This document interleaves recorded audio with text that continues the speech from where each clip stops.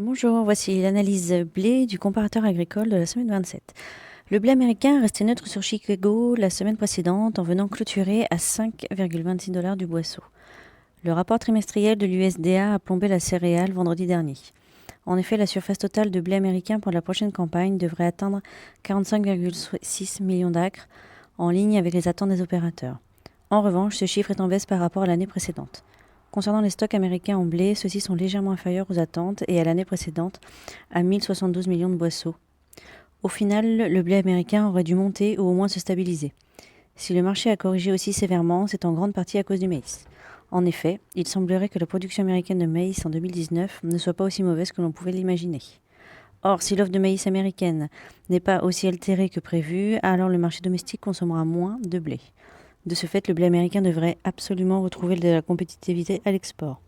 On notera une amélioration des conditions climatiques en Amérique du Nord dans les prochains jours, avec un temps plus sec et chaud dans les plaines américaines du Sud.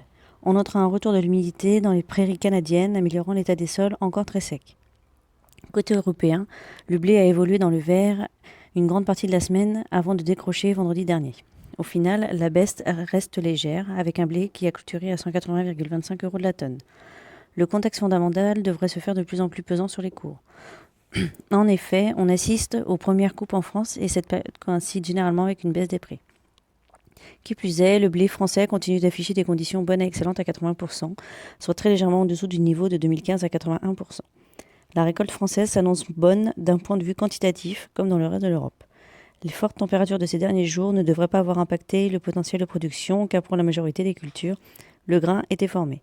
Néanmoins, des baisses de rendement restent possibles pour les blés tardifs. La Commission européenne a abaissé son estimation de production 2019 de 143,8 millions de tonnes à 142,30 millions de tonnes, contre 128,8 millions de tonnes en 2018-2019. Au niveau des scénarios, notre avis à court terme, c'est-à-dire à une semaine, est baissier. Notre avis à moyen terme, 3-4 semaines, est également baissier.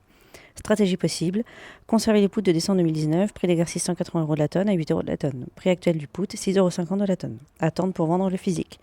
Nous vous souhaitons une bonne moisson à tous.